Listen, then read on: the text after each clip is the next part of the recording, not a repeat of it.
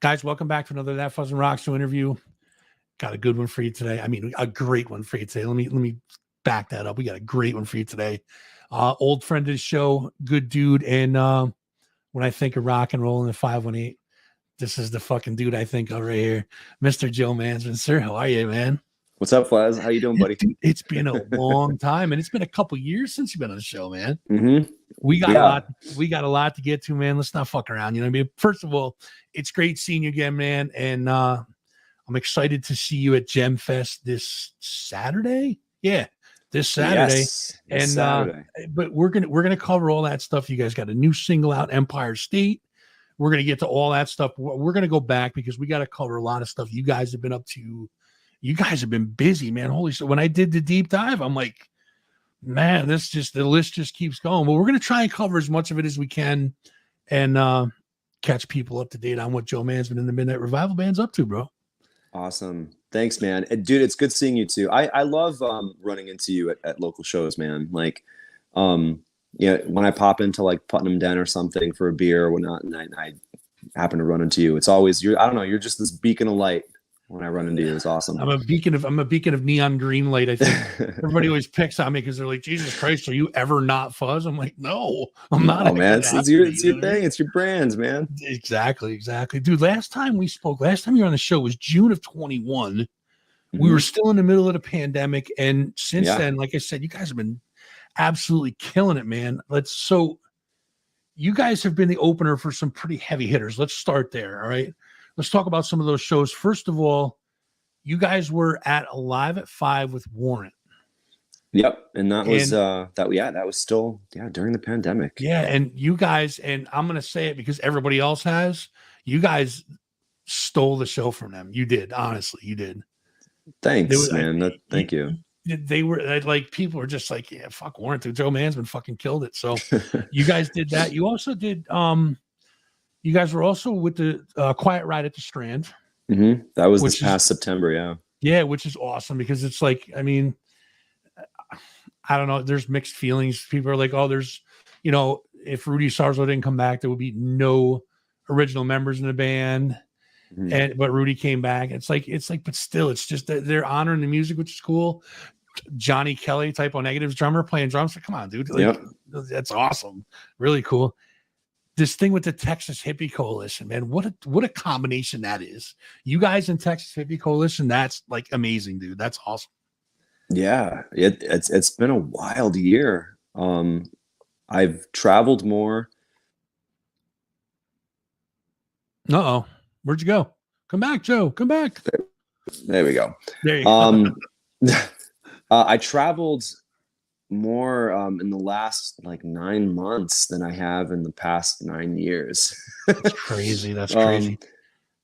So we can rewind for a little bit if you want. So last time I talked to you on the show, we put out a record called Renegade, and we didn't really get to do a whole lot of promo on that record because it was in the middle of the pandemic. People were just starting to do live events again, and when we got asked to do the Warrant show at Alive at 5, even that was very restrictive, right. Masks still encouraged, even though we were outside, and, they had, the vaccination booths and everything, like parked right outside. And that was a really cool show. That one was live streamed, as well as it had a live audience too, but live streamed for most people because they could only let so many people in. Yeah, exactly. But we did that.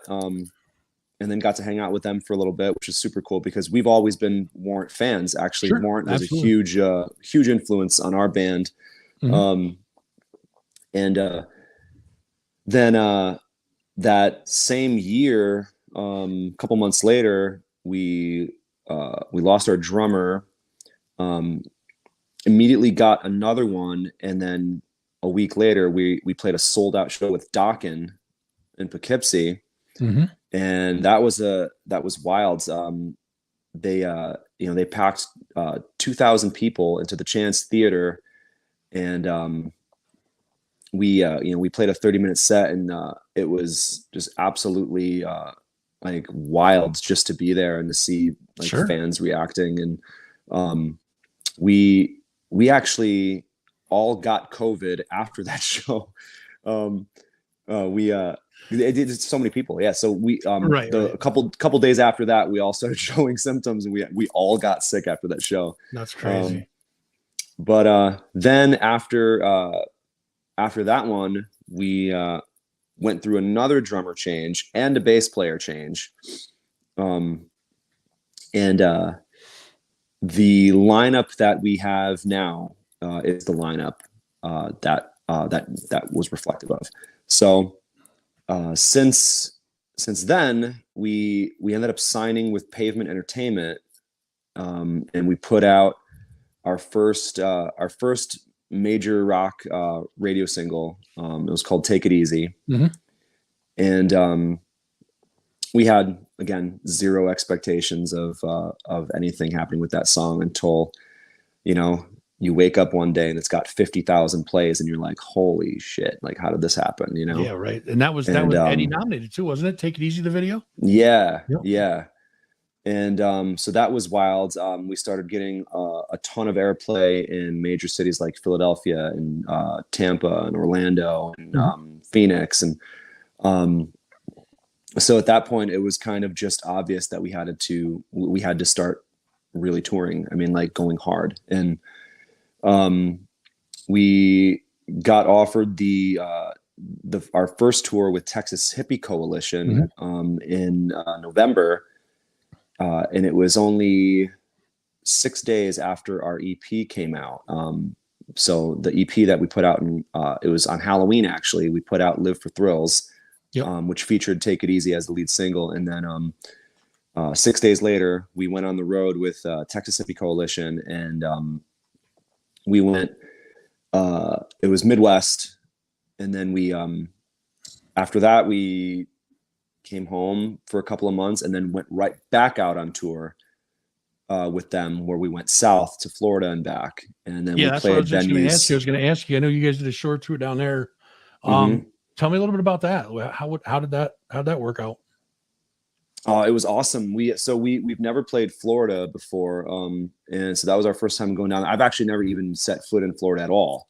So being able to go down there with my friends to play music was just an added bonus. And sure, the first show was at a legendary venue, the OCC Roadhouse, and in Clearwater, where we played for 1,000 people, and just absolutely just like humbled to be there. And it was cool because we spent the days off, like, checking out the sites, going to the beach. Like we went to the OCC Roadhouse Museum and checked out all the cool bikes. And then we had another really great show in Orlando at Conduit, where we played with some unbelievable local rock bands. There was an amazing band called The Dev that just blew me away. Shout out Dev.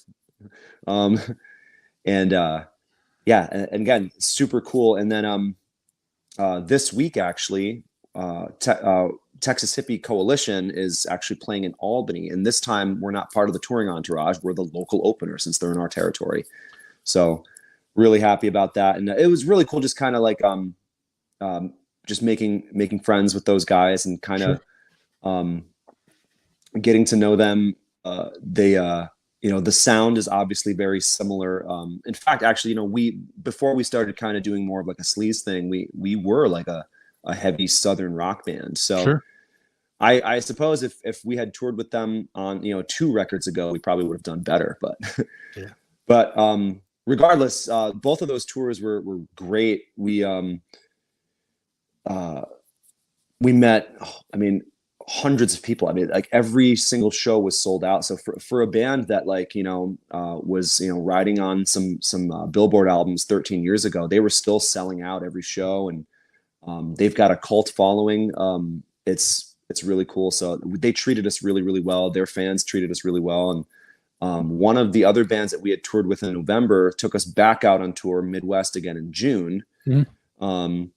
Where we got to, again, like we've never been to Cleveland. I mean, like I love going to these cities I've never been to, even casually. And it's cool to go there with my band. So like visiting the Rock and Roll Hall of Fame, like who better to visit that than my band. So exactly. Yeah.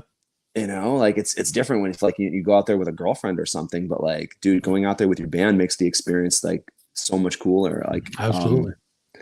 So it's been a great time, and we look forward to doing it again. We're working on some stuff in the fall and in the winter, and we actually just signed with Tagged Publicity, and they manage like Buck Cherry and POD and Alien Ant Lit. Farm, stuff like that, right? Yeah. Yep. Alien Ant Farm, and see, I did my and they've homework. got I did my homework. Bro. Yeah, you did, yeah. And they've got some big plans for us. You know, mostly stuff I can't really talk about yet. Sure, but, of course. But you know, that's a team that really believes in us, and we've been very careful over the past 9 years working with you know, people that call themselves agents and labels and this and that, because most of it is a scam, and it's 100%. Just a big money grab on unsuspecting bands. But Pavement, the team at Pavement was really, really good to us, and you know, unfortunately our time with them has expired. But they were a great team to have in our corner and really believed in our song. And sure. Now, you know, Tag, same thing, like super involved, very hands on, and what's most important is that they believe in the creative aspect. They support the band having the final decision on everything. That's amazing. Yeah. So yeah, and then on Friday we put out a new single, Empire State, and that's what we're riding right now. And we got some really cool shows coming up this summer. Yeah, we're gonna cover all that in a couple minutes. The Kiss Cruise. You guys got pretty far along in that to I think you were in the finals or semifinals, I believe, right? We were in the finals, yeah. For the Kiss Cruise, yeah. Which is, I mean, that's saying something right there, dude. To get in the finals for that is, I mean, you guys went round and round with that. That's pretty good too, man. I mean, yeah, and honestly, dude, like all thanks goes to our fans, and especially like the 518 community that rallied behind us for that. We must have gotten so annoying posting about that every single day and asking people for votes. And, but I don't know. I was mind blown at how supportive the music community around here was, over us for that. Like they got us into like, top 5. We were top 5. Yeah. But that's how that works. Out of 60 bands. It's you get like, you get those things that come up where, you know, you need votes and stuff. It's just like, that's how it works. You kind of have to be annoying to keep it in people's minds. And like, you know, when I post for the show, I post relentlessly. And I mean, I have to give thanks to Ralph. He probably posts more than I do in regards to it, but that's how you get the word out. It's just, I mean, repetitive. They keep seeing it and then they click on it, which is perfect. Yeah, man. Like, dude, we were picking up the phone and calling people. We were sending texts to people. I mean, we exhausted every avenue that we could to get people to vote for us. And again, like we always go into literally everything with low expectations. Yeah, of course. And again, just like blew me away that the music community here in our own town, in our own, you know, our own capital region, like really rallied behind us. And it felt good. Like, knowing that like people wanted one of their bands to be on that. Like, so yeah, definitely. Thank you guys so much. Yeah, absolutely. I mean, this fan base is the best. Now you mentioned earlier that you guys put out Renegade. You guys have also put out quite a few videos since we last talked. Renegade Love, Live for Thrills, Take It Easy, and maybe Wild Woman that may have come out after we talked. Maybe? Yeah, Wild Woman was out before we talked. Okay. Yeah, and then Renegade Love came out that month actually that you and I spoke, and that was cool. We got really lucky for that video. We ended up getting the entire high school for that. I'm not supposed to mention which high school, but hey, listen, it was closed. Why not use it for something, right? But we had an insider who got us that opportunity. So we we shot that video at that school, man, for 10 hours. That's awesome. That's really cool. And it's a great video. If you guys haven't seen it, check it out. YouTube, Joe Mansman Midnight Revival, man. It's right there. Yeah, if you like The Breakfast Club, it's like our throwback to The Breakfast Club with a twist. I love it. It's a great video. Let's talk about Tag Publicity for a minute. How did you guys hook up with them? So when we put out Take It Easy, we got in touch with some international like YouTube channels that were putting out hard rock music in Europe, and Tag Publicity, that's where they find a lot of new music. Is actually they use the international channels for that, and they happened to come across our video, and they sent us a message asking if we had any representation, which at the time we had just gotten another publicist, so we were kind of contractually bound. Sure. But they were super cool, and they did some pro bono work for us to help promote Take It Easy, and then we just stayed in touch with them, and knowing that once our contract was going to expire, that they were going to be the next ones that we were going to work with. So we just stayed in touch. Oh, that's awesome. That's really cool. I think we're pretty close to being up to date. And listen, if I missed anything, we're going to blame it on Dylan and Maverick because they're not here. So we're going to blame it on those guys because they can't defend themselves. They're not here. So that's what we're going to blame it on. Let's talk about what's going on now. And we'll go into the future as well. Starting with the new single Empire State. Let's talk about that. How did that song come about?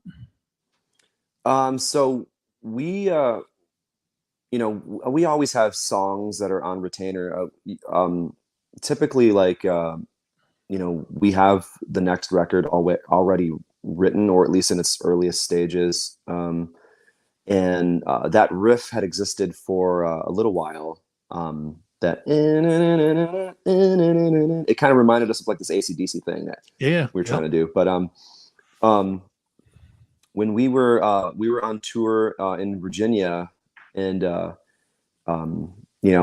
was going through a really hard time with some things waiting for me at home, and I just some things that I couldn't wrap my head around, and I kind of just had this massive anxiety to make it home, and that song just kind of came out. I started writing it in the van on our long 10-hour trip, and a week later or so, we were sitting in rehearsal, and Dylan had just fleshed out a verse and a chorus with that riff, and then I started singing over it, and it just all poured right out.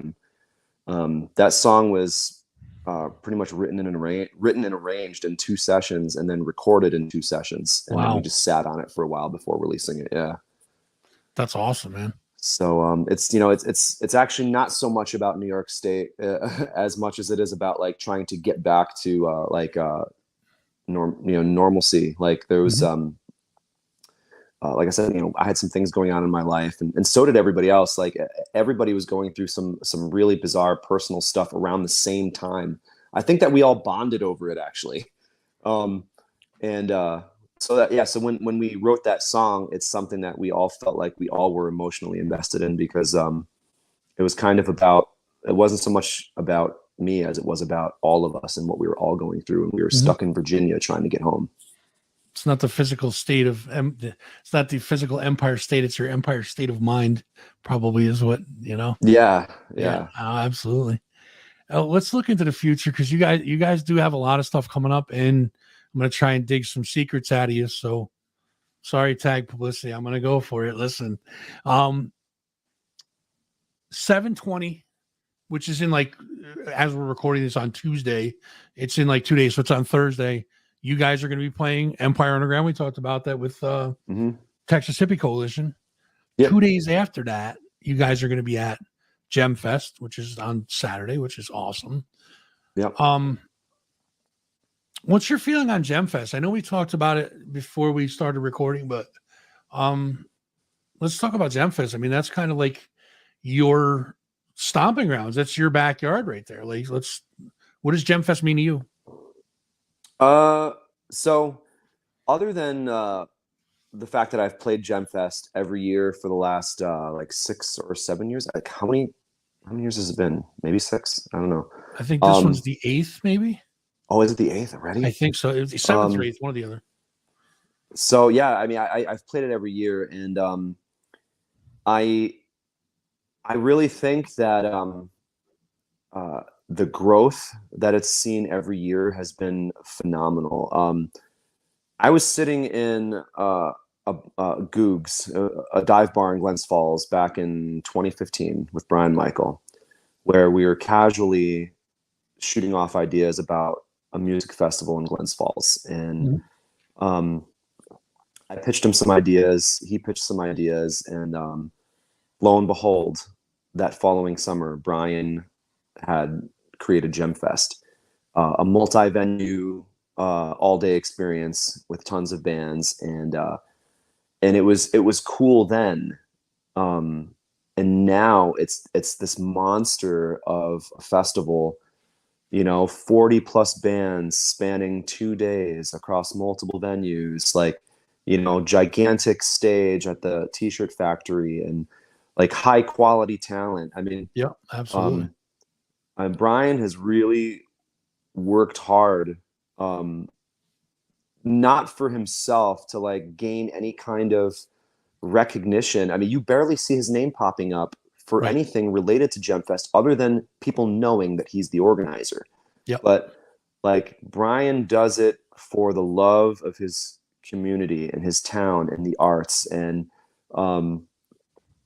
I know for a fact that he barely pockets anything for that festival, and Right. it all just gets poured back into the bands, back into the community. And I love Gem Fest. I think that Gem Fest is the premier thing every single year that the greater Glens Falls area has to has to look forward to. And I The think greater that 518, dude, the greater 518 area. I yeah, mean, let's be honest, yeah, it's become something that is competitive. Because everybody and their mother thinks of a music festival that they can throw here in the 518 Sure. every year. I mean, Gem Fest is something that is really well organized, very thought out. And like I said, the level of talent that comes in and out of it every year is fantastic. I think that we've got something really, really special. And like all festivals, I mean, everything eventually dies. I mean, people get tired of it, but this one has only grown. I mean, even last year there were 500, 600 people in and out of that place. It was absolutely insane. So yeah, it's looking to be a lot bigger this year, and I'm gonna kind of tickle Brian's balls a little bit too. It's not just that he supports the music; it supports the arts, it supports the vendors. It's a collaboration of a bunch of support for the community. It's not just not just a music festival. It's arts. And some of the artists that are there. I saw Sarah's work the first time when I was up there, and I'm just in love with everything she does now. Like it's way more than just a music festival. If you guys listen, if you guys haven't checked it out, Gem Fest this year, it's July 22nd to Saturday, and nothing to do. Come up. The weather's supposed to be amazing that weekend. So, and you get to see Joe Mansman and the Midnight Revival Band just put the lid on it, so to speak. You guys are just going to fucking whatever's left, you guys are going to decimate for sure. I know that for a fact. Thanks. Yeah, we are closing it out this year. We didn't close it out last year. It was Chestnut Grove. Right. But we're back to we've headlined a couple of years. This year is going to be another one of them, and we're on at 7:15 on the main stage, and we'll close it out real good. And I'm not sure what vendors they have this year, but I remember last year they had a tattoo booth, which I looked forward to. Hopefully it's there again. Yeah, it was It was awesome. But shout out to some of the bands that that have played it so many times, like the Hauntings and Sly Fox and the Hustlers, and I mean, I love Sly. Seas Atlantis, like super cool to see all those bands always, with a bigger backdrop. Yeah, And no, that and that's definitely. and that's why Gem Fest is cool, because like it gives everybody a huge backdrop. Oh, absolutely. You guys are also involved with Wild in the Trees. That's the Hmm. Mirth Films thing there. That's October 8th. Yep. And that's gonna be another pretty big one. Yeah. This is going to be our first time playing Wild in the Trees, and maybe our second or third time really playing a festival in Lake George. We did one of those 80K independent music fests Yep. years and years ago, Mhm. and then never got asked to come back. But I don't know, we love playing in Lake George, so yeah, looking forward to it. Did you guys drink too much of their beer? Is that what it was? You want to hear the story? Can I talk about it on this? But I listen, if you're comfortable talking about it, I don't care. I don't care.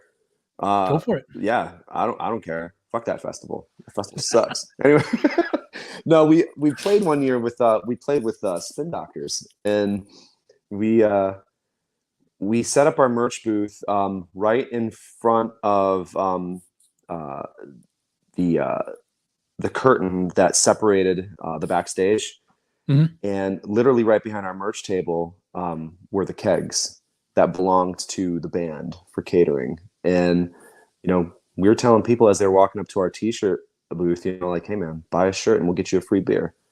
And before we knew it, that keg was tapped, bro. So Now listen, I'm and gonna we say this banked right in now. merch. I'm gonna say this right now. I had no idea that was what the story was, which is awesome because I kind of like it. Kind of segued real nice, but yeah, I guess you did drink all their. Oh, dude, we tapped that band. Like, we were giving away hot dogs, all kinds of shit. Hell yeah, man! Listen, it's all about selling the merchandise. So, do you guys have anything else coming up that I may have missed? I mean, We're anything gig doing wise coming up? yeah, on the 29th we're playing in Tupper Lake for we're playing at Racket River Brewing for a huge outdoor festival, and we're doing a long 4-hour set for that one. Wow. We typically don't do a lot of those. We do like a couple of those a year, but we pretty much play almost our entire catalog plus covers for those. And sometimes we'll do a special piano set. We'll just do piano renditions of some of our tunes. And Mhm. so we're doing that on the 29th. Then every year we play The Gathering around Labor Day weekend in Plattsburgh. That's a festival that the community throws for the community throws, and we usually headline that one every single year. Mhm. We're also playing in North Adams at the Greylock Club, and that's going to be our third time returning to that club. And then we're playing the Forgotten Disciples anniversary party Mhm. in September, and and then the Mirth Films Wild in the Trees Festival, and then beyond October so far, it's a little fuzzy, but we plan to go back on tour. Oh, you said a little fuzzy. Thank you. Where did you go? Stop leaving me. Get back here. I'm not done with you yet. There he is. I'm not done with you yet. So let's talk about new music. All right. I'm gonna kind of dig in here a little bit and see if I can get some spoilers out of you. Are you guys currently working on anything new right now? New music? Yeah. So we're gonna go the singles route for a little while, and um, typically what we would do in the past is put out like 2 singles and then an album. Sure. But we're gonna try and do something uncommon for ourselves. We're just gonna do singles for a while. I mean, just for the foreseeable future. Um, because that's something that I've been learning lately about where music's going is that, like, um, back when you and I were younger, like, people would listen to albums in their entire formats. You would Right. enjoy every piece of it. Like, you would read through like the liner notes Absolutely. and check out Yep. the album artwork and all that stuff. And unfortunately, people don't really consume music that way anymore. So um, even when we put out a record, we might only have like 1 or 2 songs that people actually listen to on repeat. And um, we just want to do singles for a little while and just go that way, and then maybe compile them all for an EP in the fall or the winter time. Sure. But the material is ready to go.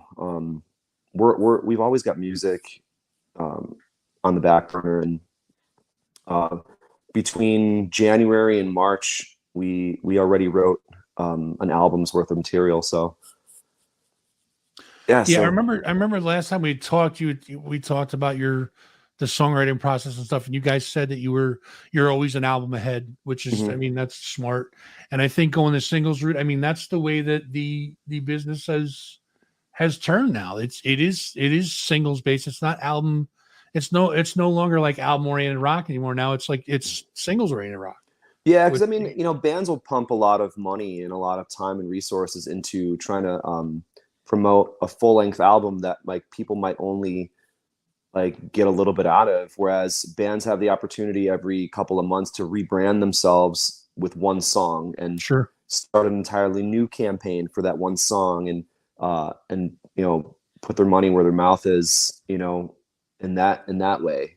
And I Mhm. think that that's the smarter way to go right now, especially with streaming. Like people, they like Absolutely. just adding like single songs now to playlists, Yep. and um, I mean, I still I'll put on an album and still listen to it, front to back, but you know, uh, that's just not the way that most of the world consumes it these days. So we're just Exactly. we're just trying to be a little adaptable.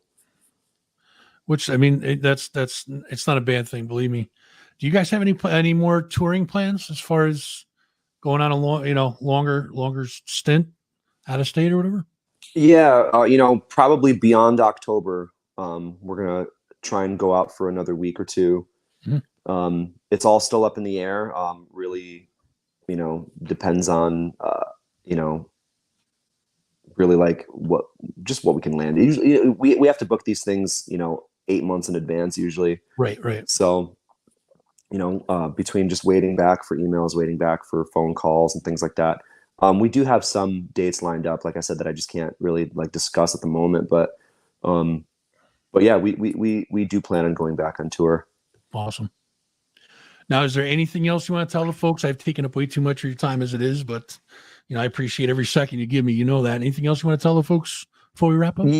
Yeah, yeah. So I mean, prior to me jumping on this, you and I had spoken for a couple minutes before this call, about some things, but I just want to let people in the 518 know, like, definitely support your local bands. Like, there are so many bands out there that are working really, really hard that fly under the radar, and um, I you don't have to be part of any kind of clique in Albany or anything to feel like you're accomplishing something musically. At the end of the day, it's about the people that you play music with and the songs that you write and what you consider good, and not what anybody else considers good. So work hard, and for the people out there that are booking the bands and garnering the bands with awards or any kind of recognition, just make sure that you recognize the ones that are working hard, and make sure that you give those underdogs the opportunity to shine, because there's so much good local music out there that, like I said, is flying under the radar because people are just, they're too heavily invested in, their popular darling bands. So just give local music a chance and go out and see some new bands, go to some new venues and check out some new shows, and just There you get out of go. your comfort zone. You say flying under the radar. I'm going to outright say it. Some of them are just outright ignored. Let's be honest. You know what I mean? So you were correct, and some of them fly under the radar, but some of them are just essentially outright ignored, which is why 2024 is going to be a different story, and that's all I'll say about that. You know that. Yeah, man.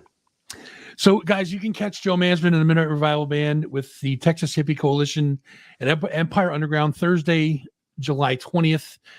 And of course, at Gem Fest, July 22nd. That's a Saturday. For more info on anything Midnight Revival Band, check out the midnightrevival.rocks. Facebook and Insta is at the Midnight Revival Band. Twitter is at Revival Midnight. The Midnight Revival Band at bandcamp.com. And go to YouTube and search for Joe Mansman and the Midnight Revival Band. And you guys will see all these cool videos they got. And like Joe said, man, support local music, guys, because that's where it's at. You know what I'm saying? And listen, dude, I appreciate every second. Like I said, I appreciate every second that you give to me. I don't need to wish you any luck because you guys just go out and kill it anyways. You guys don't need luck. You have the skills it takes to kick ass. And thanks, man. Got to make your own luck. Yeah, you ain't kidding, man. So I mean, keep doing what you're doing, and look forward to seeing you out there, bro. You know, I'll be at GemFest and probably be right in front for you guys. I might even announce you guys. Who knows? Hey, that'd be awesome, man. And let's have a beer. We're going to be filming a music video at GemFest, so would love to see you in it. Hell yeah, man. That'd be sweet. Right. I mean, I'd probably drop your ratings if I was in it, but you know, that goes without saying. Listen, Joe, again, man, I appreciate your time, brother, and look forward to seeing you out there. And you know, guys, make sure you guys are checking out all of the Midnight Revival Band stuff. It's awesome. Joe, again, it's a pleasure, man. I appreciate you. Good to see you, bro. We'll talk soon, man. Joe Mansman. Thanks, guys. Bye.